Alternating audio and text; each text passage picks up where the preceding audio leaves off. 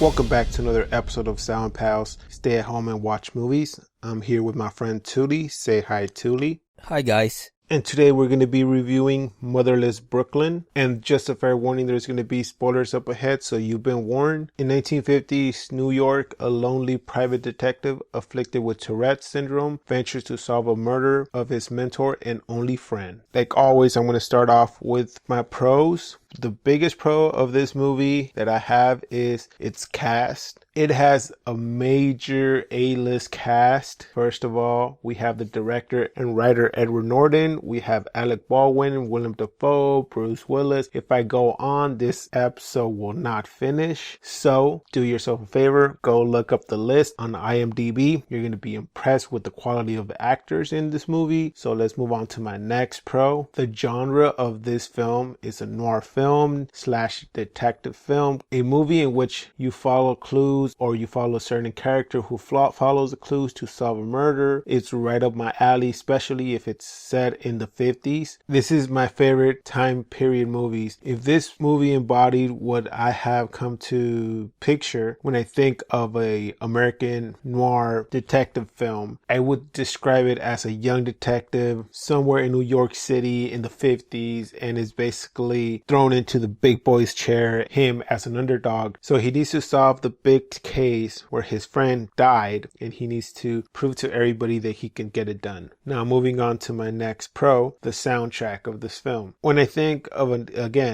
detective soundtrack, I think of jazz. The image of a damsel in distress walking into the office of a detective who has a bottle of whiskey on his desk and is smoking a cigar, and a big cloud of smoke covers the room, and I hear the smooth jazz playing in the background. Well, that's this kind of movie, and mine is the cliches that I just mentioned, but still, the girl and the detective are in the movie. A lot of emphasis on the jazz elements. I would actually say that the jazz plays a big part in this movie. If this movie was a person, I would say that jazz would be a big trait of the person. So this movie is really heavy on the jazz element for me, and that's a big plus on my side, because you can't have a detective movie, according to me, without a big good soundtrack. So when you have jazz, it lends well to emotions and rhythm and chases and stuff like that. So it plays well with detective movies. Now, moving on to the next thing, the story. The background of this movie is a novel that was written in the 90s and is set in the 90s. But as I mentioned before, the director and writer is Edward Norton, and this is his second directed movie that he's done. But he wrote it and he set it back into the 50s, which is kind of risky at the same time. If you think about it, you're taking a book that was sort of modern in a modern setting and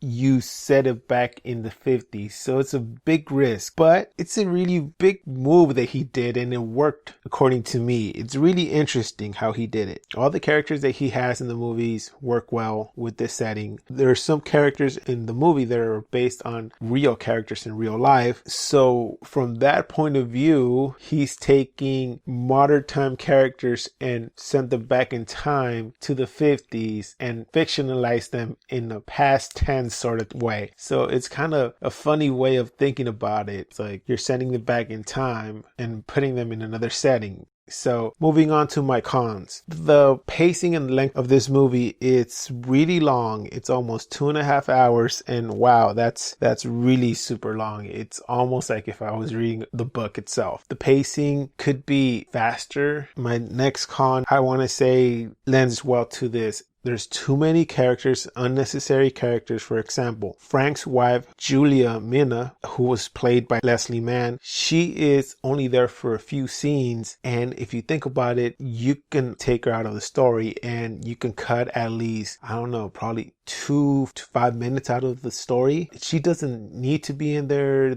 It doesn't progress the story anywhere. Just cut that portion out. I mean, I know that some of these actors who are in the movie, who are A-list actors, work for free or mostly free, but come on, really, you don't need to put all of them in the movie. You can probably say, hey, thank you, but no thanks. I already have everybody I need. The less is better in my regards. So just take some of them out, make the story shorter, reduce the time, speed up the pace, and you might have a good movie, more concise, easy to follow. the story also has its bad parts. It fits well with the length and the characters. Cons: if you reduce the length of the movie and take some of the people out, the story will be more focused and not all over the place. It'll hold more people's attention longer. It won't let them wander off. It'll keep them focused, and you want to captivate the audience so they can stay and watch the movie longer, instead of having too many characters and people to remember names, connect names, and have, their brain work as fast as a detective. So I guess with that, I will pass it on to my friend Touly and see how he saw the movie and what grade he gave the movie.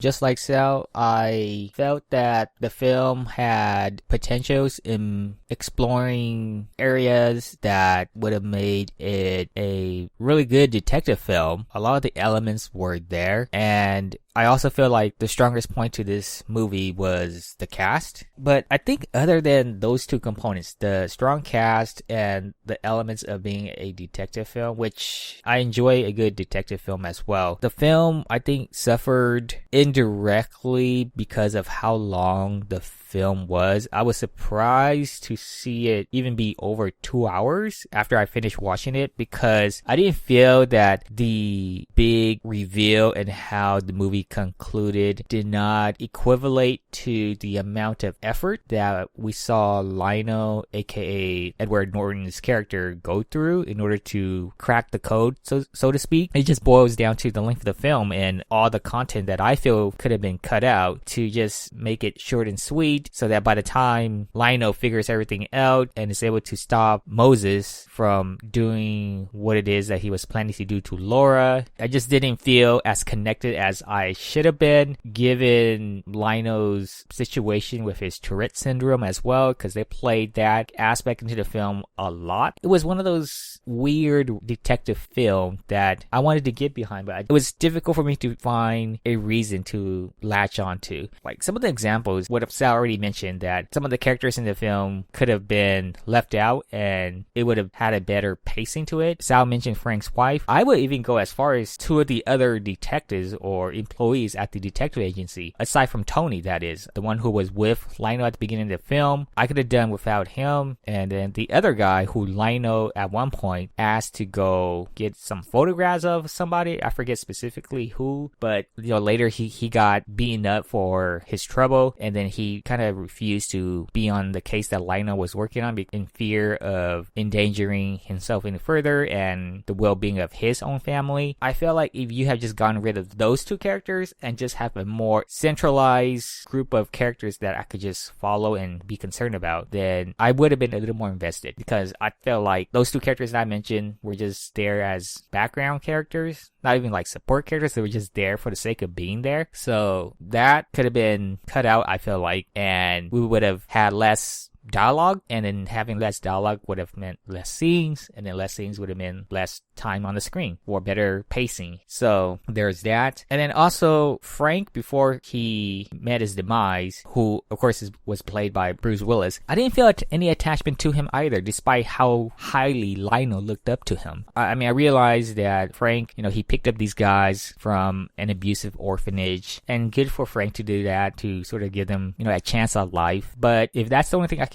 hold on to in order to place Frank on a high pedestal, then I think for me at least it wasn't enough, because of what was revealed later about Frank and how he was a part of this mystery that Lionel was trying to crack. And as Lionel put it at the end of the film, Frank was just in there for the money, really. And he was keeping it a secret from these guys because maybe he feared that they would have looked at him in a negative light for his greediness or his selfishness, for putting them in this sort of spot that might have endangered their lives as well. I don't think there was enough setup for Frank's character for me to feel anything more than what Lionel kept on enforcing, that, he looks up to Frank and he's his best friend, and he needs to find why this happened to him and whatnot. There's that about Frank. And then Laura's character, who was one of the driving force to Lionel's motivation to wanting to not just protect her, but how she relates to what Frank was after. Her character fit the role, and that was all great, but I felt like the people who were surrounding her, again, with the same idea about the guys at the detective agency, I felt like a lot of these people could have been cut out of the screenplay. Maybe just have one or two central individuals in order to just, again, make it more concentrated so that I can feel something for them. Because Laura's father, when we first were introduced to him at that particular club, he assumed the worst about Lionel initially, and Lionel gets beaten up because of that, despite Laura inviting Lionel into the club to find out more about the situation that she was in and maybe how she could potentially help Lionel get the scoop, because Lionel portrayed himself as being a news reporter. I just felt that Lionel was always put in this situation where he got knocked out and he woke up and went through his daily routine of, oh, what to do next, this is what I need to do, and then he gets knocked out again by another henchman or what have you, rinse and repeat. And it got a little tiring for me when I kept on seeing that over and over. It's like going back to the well too many times for me. But I think the biggest thing about Lionel's character or his portrayal throughout the film that bothered me was how Frank described him as being very good at memorizing stuff and using that to his advantage, which didn't even kick in, I felt like, until the end of the film where he remembered the hat and he looked inside the hat and found the location of the documents. I felt that Lionel, towards the beginning of the film, would have written out what Frank told him before Frank passed away. You know, all the things that he said to him to kind of help him figure out what's going on.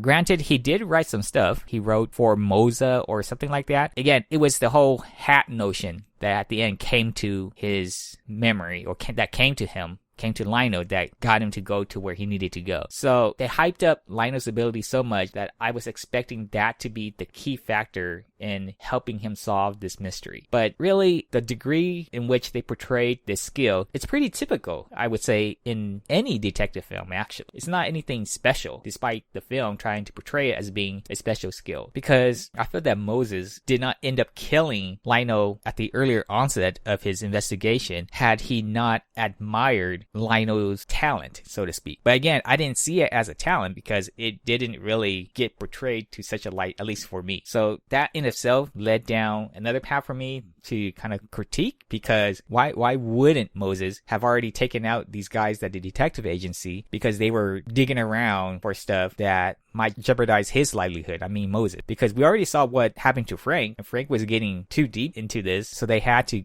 get rid of him. Why couldn't they have done the same with the rest of his guys at the investigation agency? So that kind of boggled my mind. Tony, I can understand because Tony was working for Moses, but, you know, I didn't feel anything for Tony anyway. So again, the elements of the film, the elements of a detective film, they're all there, but I feel like the pacing sort of dictated how the film went, and the film was just way too long, and the big reveal and stuff didn't get the sort of bang that it should have received if the film was just shorter and more focused, if Lionel's talent was portrayed in a more specialized sort of light, so to speak, versus it just appearing to be a normal talent or a normal skill that I'm expected of a detective anyway. So I think in the end, I'm going to give the film, I think the film is still okay to watch, but I've seen better in these sort of genre. So I'm going to give this film a 5.5 out of 10.